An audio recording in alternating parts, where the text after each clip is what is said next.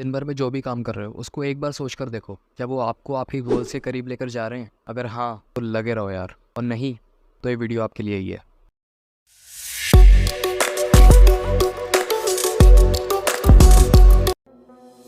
मैंने इस वीडियो में एटॉमिक हैबिट्स के सारे पॉइंट्स ना डिस्कस करके कुछ ऐसे की पॉइंट्स डिस्कस करें हैं जो मुझे ऐसा लगा कि हमारा जानना ज़रूरी है, या फिर वो ऐसे पॉइंट्स हैं जो हमारी लाइफ में एक पॉजिटिव इम्पैक्ट क्रिएट कर सकते हैं।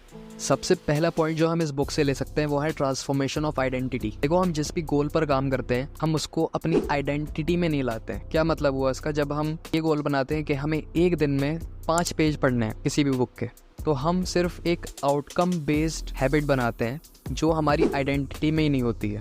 मतलब कि हमें अपना ये गोल बनाना चाहिए कि हमें रीडर बनना है, रीडिंग करके। जब आप अपना गोल ये बनाते हो कि मुझे दिन में 5 पेज नहीं पढ़ने हैं, मुझे रीडर बनना है, फिर आप उसकी क्वालिटीज़ एम्बाइब करते हो। ये होता है ट्रांसफॉर्मेशन ऑफ आइडेंटिटी। आप वो बनते हो जो आपका गोल होता है। अगर आप वर्कआउट कर रहे हो तो आप एथलीट बनते हो, आप रीडिंग कर रहे हो आप रीडर बनते हो, आपको स्विमिंग सीखनी है तो आप स्विमर बनते हो। जब आपको हेल्दी हैबिट्स लानी होती है तो आप उन हैबिट्स को अपनी आइडेंटिटी में लेकर आते हो। मतलब आप जो भी एक्शन लोगे तो आप पहले सोचोगे कि मैं अगर ये जंक फूड खाने जा रहा हूँ तो क्या एक हेल्दी पर्सन जंक फूड खाएगा? तो तब आपको समझ में आ जाएगा नहीं, ये तो आइडेंटिटी के बाहर की चीज है। जब आप एक्सरसाइज कर रहे हो तो आप सोचोगे कि क्या कोई हेल्दी पर्सन एक्सरसाइज करेगा? तो जवाब आएगा हाँ, हेल्दी पर्सन एक्सरसाइज करेगा। तो आपको एविडेंस मिलता जाता है आपके ब्रेन को कि जो भी एक्शंस कर रहा है ये एक हेल्दी पर्सन करता है। तो फिर धीरे धीरे आप एक हेल्दी पर्सन बनने लगोगे। इस बुक का एक और क्लेम है जो जेम्स क्लियर ऑथर कहते हैं कि रिजल्ट्स में टाइम लगता है, और बिल्कुल सही बात। यही हमारा दूसरा पॉइंट है जो मैंने इस बुक से लिया है,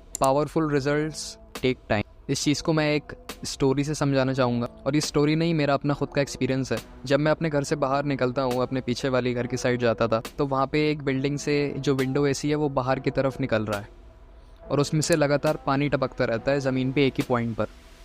तो मैं एक दिन अपने भाई के साथ जा रहा था और मैंने वो जगह देखी जहाँ पर वो पानी टपक रहा है, तो वहाँ पे गड्ढा हो चुका था। और मुझे पहले ये बात पता ही थी किसी ने कि पानी के अंदर इतनी ताकत होती है, पानी की बूंद के अंदर भी, कि अगर वो एक ही जगह पे लगातार गिरती रहती है तो कुछ अरसे बाद जाकर, कुछ टाइम बाद जाकर वो गड्ढा भी कर सकती है। और फिर मैंने अपने भाई को बताया कि एक पानी की बूंद के अंदर इतनी ताकत है कि अगर वो कंसिस्टेंटली गिरती रहती है तो वो भी इम्पैक्ट डाल सकती है, इतनी कह सकते हैं कि पावरफुल लैंड के ऊपर भी।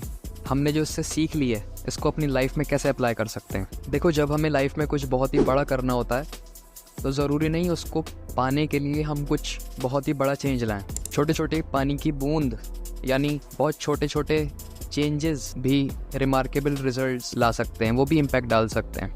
जैसे सपोज़ मैं यूट्यूब पर वीडियोज़ डालता हूँ, ठीक है, ये मेरा गोल है यूट्यूब पर वीडियोज़ डालना, और जब मैं इसको अपनी आइडेंटिटी के अंदर लाता हूँ तो इसका मतलब मैं यूट्यूबर बनने की तरफ जा रहा हूँ। और यूट्यूबर बनने के लिए मुझे कोई बहुत ही बड़े बड़े चेंजेस नहीं लाने अपनी लाइफ में, बस मैं डे बाय डे छोटे छोटे स्टेप्स लेके इम्प्रूव कर सकता हूँ। जैसे मैं नई नई एडिटिंग स्टाइल सीख सकता हूँ, मैं हर दिन कोई नया इफ़ेक्ट सीख सकता हूँ, मैं अपने बोलने पे काम कर सकता हूँ, जिस तरीके से मैं अपना कंटेंट लोगों को डिलीवर कर रहा हूँ उनको अच्छे से कैसे मैं समझा सकता हूँ, कैसे प्रेजेंट कर सकता हूँ, उस पर मैं डे बाय डे थोड़ा थोड़ा काम कर सकता हूँ।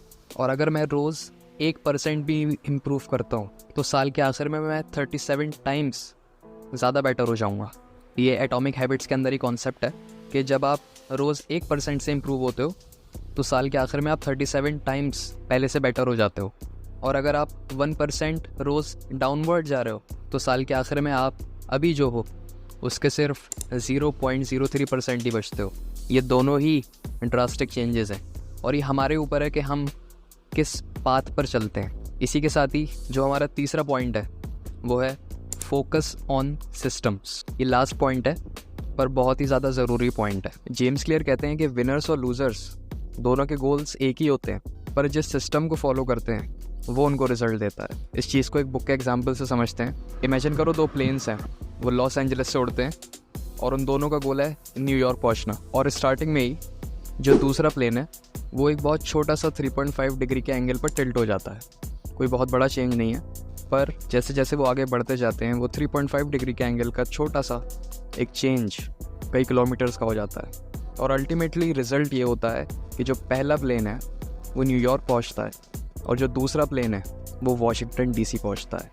हालांकि दोनों का गोल सेम ही था, पर उन्होंने जो पाथ फॉलो करा, जो सिस्टम उन्होंने फॉलो करा, उसने उनको बिल्कुल अलग रिजल्ट दिया। इस कहानी से हम ये सीख सकते हैं कि जो हमारा गोल है उस तक पहुंचने के लिए हमें क्या क्या करना होगा, या फिर जिन लोगों का वो सेम गोल रहा है उन्होंने क्या किया है उस गोल को अचीव करने के लिए। तो ऐसे आप अपने सिस्टम को फॉलो करेंगे और उस गोल तक पहुंचने के चांसेस बाकियों से ज़्यादा बढ़ जाएंगे। आई होप आपने इस वीडियो से कुछ सीखा होगा और मिलते हैं किसी नेक्स्ट वीडियो में।